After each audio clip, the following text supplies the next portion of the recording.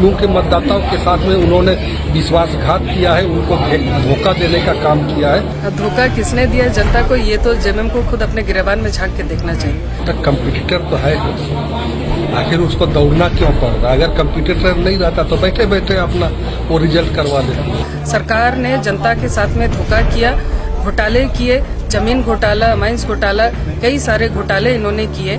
आज इस वजह से उनका जो मुखिया है आज सलाखों के पीछे है। उसको जेएमएम से कड़ा मुकाबला करना पड़ेगा और ये निश्चित रूप से ये सीट जो है महागठबंधन जीतेगी, ये निश्चित है। जहाँ भी हम लोग जा रहे हैं पूरे गर्मजोशी के साथ, उत्साह के साथ लोग स्वागत कर रहे हैं, तो ये कहीं ना कहीं बताता है कि जनता इस बार सिंहभूम की जनता चाहती है कि सिंहभूम में कमल खिले। सिंहभूम के मतदाताओं के वोट को वो भारतीय जनता पार्टी के ये में बेचने का काम की है। तो ऐसे में उनके पास कोई मुद्दा नहीं है, इसलिए उनको कोई प्रत्याशी भी नहीं मिलता। सिंहभूम के चुनावी मैदान में भाजपा प्रत्याशी गीता कोड़ा अकेली भांज रही तलवार। महागठबंधन अब तक प्रत्याशी की घोषणा करने में नाकाम। झामुमो ने लगाया गीता कोड़ा पर जनता को धोखा देने का आरोप। पलटवार में गीता कोड़ा ने कहा, भ्रष्टाचार में डूबी है राज्य सरकार, मुखिया है जेल में, चुनाव लड़ने के लिए नहीं मिल रहा उम्मीदवार। एक तरफ जहां अभी भी कांग्रेस और झामुमो महागठबंधन सिंहभूम लोकसभा सीट से अपनी प्रत्याशी की घोषणा नहीं कर पाई है, वहीं दूसरी तरफ भाजपा प्रत्याशी गीता कोड़ा लगातार सिंहभूम के विभिन्न इलाकों में जनसंपर्क अभियान चलाकर चुनाव में अपनी स्थिति को मजबूत करती नजर आ रही हैं। 1 महीने हो गए भाजपा ने सिंहभूम लोकसभा सीट में अपने प्रत्याशी की घोषणा की थी, लेकिन इस बीच कांग्रेस और झामुमो में से कौन सी पार्टी का प्रत्याशी सिंहभूम की सीट से चुनाव लड़ेगा यह आज तक तय नहीं हो सका है। झामुमो और कांग्रेस लगातार बैठक कर रहे हैं, लेकिन बैठक में सिंहभूम लोकसभा सीट का फैसला अब तक नहीं हो पाया है। झामुमो ने सिंहभूम लोकसभा सीट से चुनाव लड़ने का प्रबल दावेदारी तो ठोक दी थी, लेकिन झामुमो की टिकट से चुनाव लड़ने का चेहरा कौन होगा यह आज भी झामुमो तय नहीं कर पाई। महागठबंधन के अंदर खाने सिंहभूम लोकसभा सीट को लेकर चल रही गुत्थम गुत्थी के बीच भाजपा का पलड़ा भारी होता चला जा रहा है। राजनीतिक पंडित बताते हैं कि गीता कोड़ा के सामने चुनाव मैदान में खड़े होने की ताकत भी संभावित प्रत्याशी जुटा नहीं पा रहे हैं, और जो कुछ संभावित प्रत्याशी हिम्मत जुटा भी रहे हैं तो उन्हें पार्टी टिकट देने से कतरा रही है। झामुमो के जिला सचिव सोनाराम देवगम का कहना है कि चुनाव में अभी वक्त है, बहुत जल्द सिंहभूम लोकसभा सीट से झामुमो के प्रत्याशी की घोषणा होगी। उन्होंने गीता कोड़ा द्वारा चलाए जा रहे जनसंपर्क अभियान को काफी हल्के में लिया और कहा कि गीता कोड़ा ने क्षेत्र की जनता के लिए कोई काम नहीं किया, इसलिए उन्हें अब चुनाव जीतने के लिए इतना पसीना बहाना पड़ रहा है, जनता के बीच जाना पड़ रहा है। गीता कोड़ा के साथ आज जनता नहीं है क्योंकि उन्होंने जनता के साथ धोखा किया है। भाजपा में जाने के बाद गीता कोड़ा का अब कोई जनाधार नहीं बचा है। गीता कोड़ा को इस बार जनता सबक सिखाएगी। लोकसभा सीट पर बीजेपी ने प्रत्याशी घोषित कर दिया है, काफी लंबा समय हो गया, लेकिन अभी तक आपका जो इंडिया गठबंधन है उसमें प्रत्याशी घोषित नहीं हुआ। आगे क्या बात है, क्या आपसी तालमेल नहीं बैठ रहे, क्या मामला है?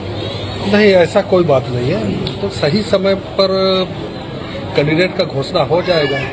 18 तारीख से यहाँ पर नामांकन, आज हो गया है आपका 6 तारीख, तो समय है अभी, ऐसा कोई बात नहीं है। सही समय पर कांग्रेस भी अभी भी कयास लगा कि कांग्रेस भी अपना प्रत्याशी दे सकता है या फिर चूंकि उसका सीट रहा है यहाँ। नहीं, ऐसा कुछ नहीं है। देखिए, गठबंधन के बीच में, महागठबंधन के दलों के बीच में सारा चीज स्पष्ट हो चुका है, कौन कहाँ से लड़ेगा। कहीं कोई किसी किस्म का कोई किंतु परंतु का बात नहीं है।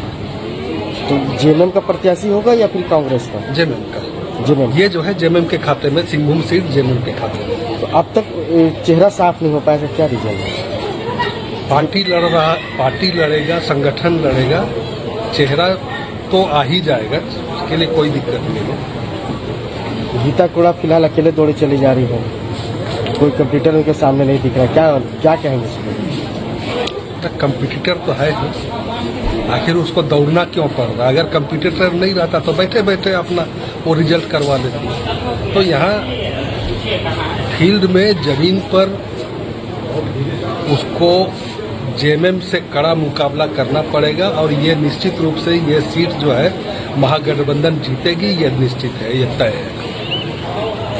गीता कोड़ा ने अभियान तेज कर रखा है जिले में, डोर टू डोर अभियान चला रखा है, इस पे क्या कहेंगे? देखिए उसका कोई असर नहीं है। यहाँ लोग गीता कोड़ा को लोग भली भांति जान गए हैं कि ये जो है यहाँ सिंहभूम के मतदाताओं के वोट को वो भारतीय जनता पार्टी के ये में बेचने का काम की है, क्योंकि पिछली बार यहाँ की जनता ने भाजपा के खिलाफ उसको भारी मतों से जिताने का काम किया।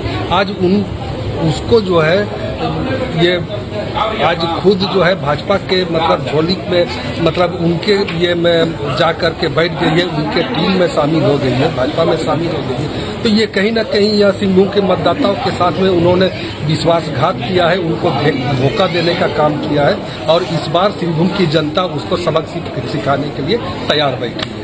झामुमो जिला सचिव के इस बयान पर गीता कोड़ा ने झारखंड मुक्ति मोर्चा समेत पूरे महागठबंधन पर हमला बोला है।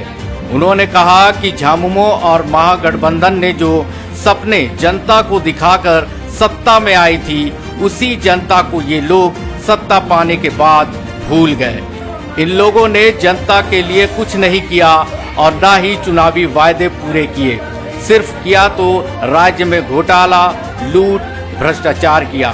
गीता कोड़ा ने पूर्व सीएम हेमंत सोरेन पर इशारा करते हुए कहा कि आज यही वजह है कि लूट और भ्रष्टाचार की सरकार चलाने के कारण आज उनका मुखिया जेल में है।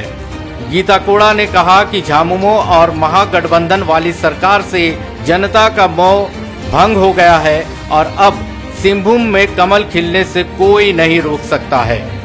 गीता कोड़ा ने कहा कि झारखंड मुक्ति मोर्चा और महागठबंधन के पास जनता के बीच जाने के लिए कोई मुद्दा ही नहीं बचा है, इसलिए उन्हें खोजने से भी कोई प्रत्याशी नहीं मिल रहा है जो सिंहभूम से उनके खिलाफ चुनाव लड़ सके।